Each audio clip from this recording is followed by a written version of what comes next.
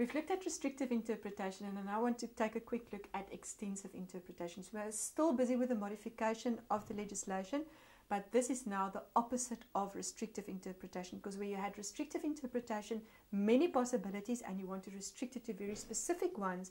With extensive interpretation, it is actually the opposite, where the purpose of the legislation is broader than the initial meaning of the text would actually indicate.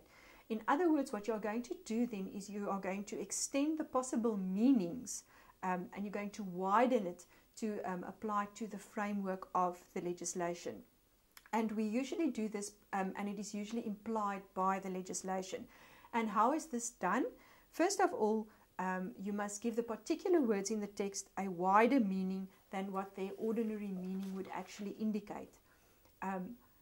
It is also possible for you to read in further words in terms of the provision by way of implication, and you have to look at when is it going to be necessary for you to do an extensive interpretation, and that would be if the legislative instrument actually indicates that to you, and the purpose of the legislation also gives you that specific indication. Now, in terms of the common law, once again, as you had with the modification of the legislation, this is not something that the courts like to do, because once again you are infringing on the area of the legislature. But as long as you haven't changed the common law that much, it didn't impose a penalty where previously there weren't any penalty, some of these things were you were able to take a look at that. Now, traditionally, as I said, it wasn't often followed by the courts. However, these days, in terms of constitutional interpretation, it becomes necessary to do so. Now, there's two forms of extensive interpretation that is possible for us. First of all is interpretation by analogy, and the second one is inclusive interpretation, or interpretation by implication. Now, when we get to interpretation by implication, you will see that there's quite a number of Latin terms that you need to know.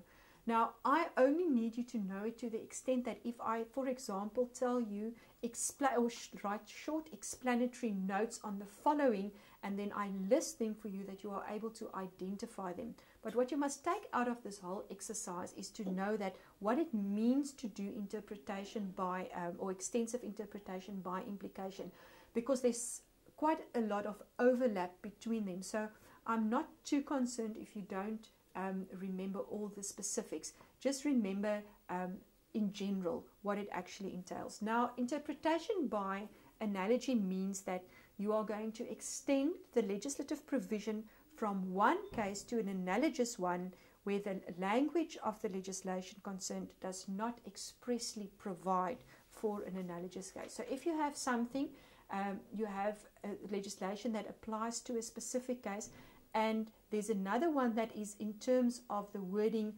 similar to that one, but it does not specifically apply to that one, then you can extend the possibilities there as well. Interpretation by implication, that's the one where I want to spend a bit more time on. Here you have a situation where the textual meaning of a provision is extended on the grounds of a reasonable inference or implication that you are going to have with regards to the legislation. Now, as I said, there's these various Latin terms, interpretation ex contrariis, interpretation ex consequentibus, and what I try to explain to the residential students as well, don't be too concerned about the Latin. Usually if you find a phrase that is similar in English, it should give you an indication of what it is that we are trying to explain here. Now, interpretation ex contrariis means something that is contrary. So where a statute, for example, provides for a specific situation, it is then assumed by implication that the opposite arrangement will apply for the opposite situation as well.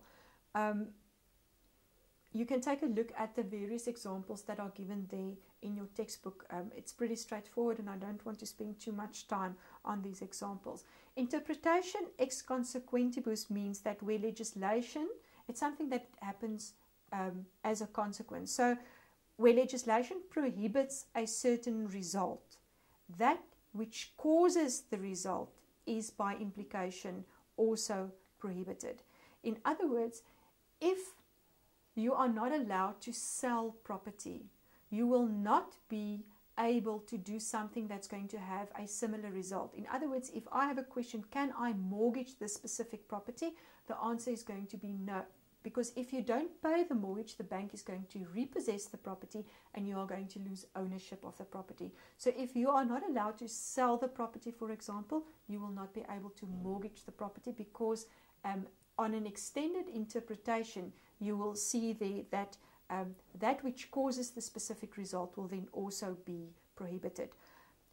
The opposite, or the flip side of that, is as well is also applicable, that if you have a certain authority to do something, any additional powers that you need will also be allowed. For example, if you have a municipality who in their bylaws are allowed to, or they are supposed to provide clean water to, provide drinking water to the community, then by implication they will also be able to do anything such as cleaning silt out of the water, cleaning or doing maintenance on the water pipes, because that is what causes the result as well. You will also be allowed to do that. So you can take a look at further examples, and there's quite a few in the textbook available as well. Then the next two, interpretation ex accusario eius as well as ex consequentibus, the previous one that we've done, they don't really make a distinction in the interpretation process between the two, because they do overlap and the consequences are similar to that. So you can take a look at that one as well, where it says that if legislation prohibits something, then the accessory thing is also prohibited. And in that you can see it basically brings the same result. For example, if the selling of dagga is going to be illegal, and that is all that the legislation say, by implication, the production of it, the growing of the dagga, is also going to be prohibited. So although the legislation might not specifically say it, by implication, so the production is accessory to the selling of it, will also be prohibited. The next one, ai natura ipsius rei, means that that which is customary with a thing is regarded as being included.